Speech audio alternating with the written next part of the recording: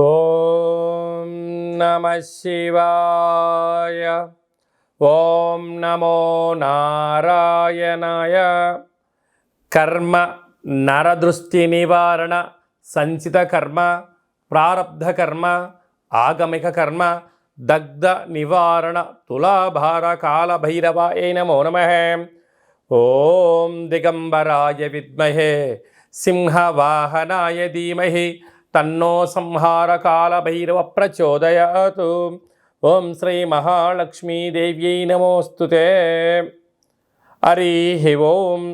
మా ఛానల్కి స్వాగతం. చూస్తున్న వీక్షకులకు ప్రేక్షకులకు ప్రియ కాల భైరవ భగవద్బంధులకి స్వాగతం పలుకుతూ మమ్మల్ని ఎంతగానో ఆదరిస్తూ ఉండబడినటువంటి ప్రియ సోదర సోదరీమణులకు సనాతన ధర్మ సంరక్షకులకు జ్యోతిష్య అభిమానులకు స్వాగతం పలుకుతూ అందరిపైనను గణేశ నిమజ్జన మహోత్సవ శుభాకాంక్షలు. గంగా తీరం వైపు వెళ్తున్నటువంటి గణపతి స్వామివారిని ఒక ఆశీస్సులు. తండ్రి కైలాసం నుంచి వచ్చి మేము చేసిన పూజలంతను కూడా స్వీకరించి మమ్మల్ని ఏడాది వరకు సంపూర్ణ ఆయురారోగ్యాల చేత ఆశీర్వదించమని. సాగర తీరం వైపు స్వామివారి వెళ్తూ ఉంటారు కనుక అందరూ స్వామివారి యొక్క ఆశీస్సులు పొందుదాం. అఖండమైనటువంటి అష్ట కష్టాలకు స్వస్తి పలుకుదాం. అష్ట ఐశ్వర్య స్వాగతం పలుకుతాం. 16/9/2024 నుండి ద్వాదశ రాశుల్లో గ్రహ గమనాన్ని ఒకసారి వీక్షింపచేద్దాం. వృషభ రాశిలో దేవగురు బృహస్పతి శత్రుస్థానంలో సంచార స్థితి. మిథున రాశిలో కుజ భగవానుడు సంచార స్థితి. సింహరాశిలో బుధ భగవానుడు సంచార స్థితి. కన్యరాశిలో త్రిగ్రహ కూటమి రవి శుక్ర కేతు సంచార స్థితి. కుంభరాశిలో శని భగవానుడు స్వక్షేత్ర తిరోగమన వక్రగమన సంచార స్థితి.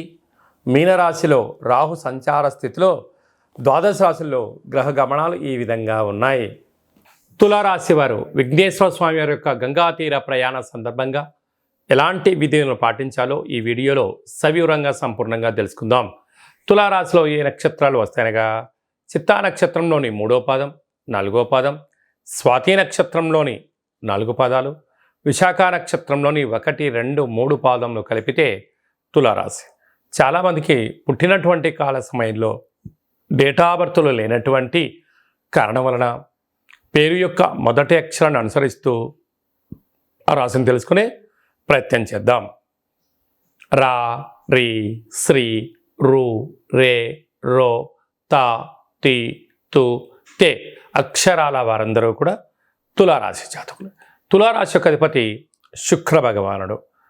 వీరికి ఈ విఘ్నేశ్వర స్వామి వారి యొక్క గంగాతీర ప్రయాణ యాత్ర సందర్భంగా తెల్లటి పాలతో బొబ్బర్లతో కూడుకున్న పిండిని ఏర్పాటు చేసుకొని పెద్ద ఒత్తిని ఏర్పాటు చేసుకొని దాంట్లో కొబ్బరి నూనెను ఆవు నెయ్యిని వేసి 21 ఒత్తులను పెట్టి స్వామివారికి విశేషమైన మంగళ నీరాజన వీడుకోలు కార్యక్రమాన్ని చేయగలిగినట్లయితే శుక్ర భగవానుడు ఐశ్వర్యానికి ఆనందానికి విలాసానికి కేంద్రబిందు అవ్వడం వలన వివాహం కాని వారికి వివాహము, నూతన వస్త్రాలు బంగారు ఆభరణాలు, విదేశాలకు వెళ్ళాలి అనుకుంటున్న వారందరికీ చాలా అదృష్టవంతులు అని చెప్పి గమనించాలి.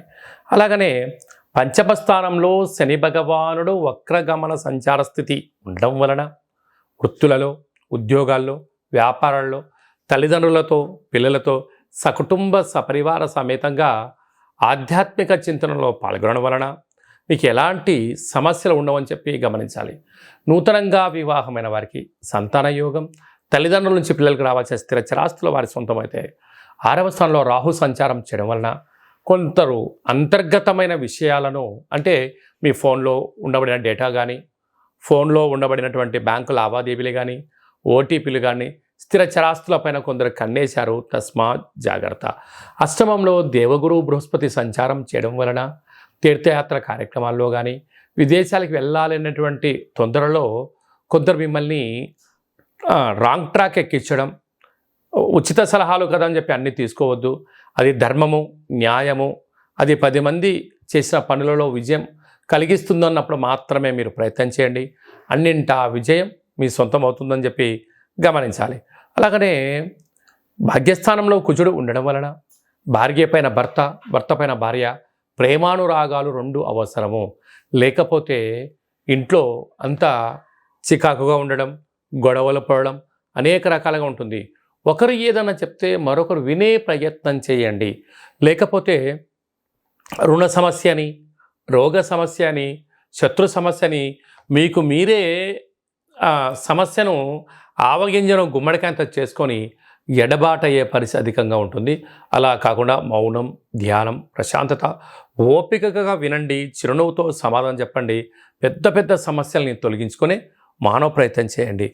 అలాగే వ్యయంలో త్రిగ్రహ కూటమి కారణం వలన మీ జన్మ నక్షత్రం రోజున పూర్ణిమ, అష్టమి తిథి ఎందున దూర వాయు జల ప్రయాణాలు పెట్టుకోవద్దు. విందులని, వినోదాలని, ఆర్భాటాలకు వెళ్ళొద్దు. ఉన్న దాంట్లో సర్దుకొనే మానవ జీవనాన్ని గమనించగలిగినట్లయితే అనేక రకాల ఇబ్బందులు తొలగిపోతాయని చెప్పి గమనించాలి.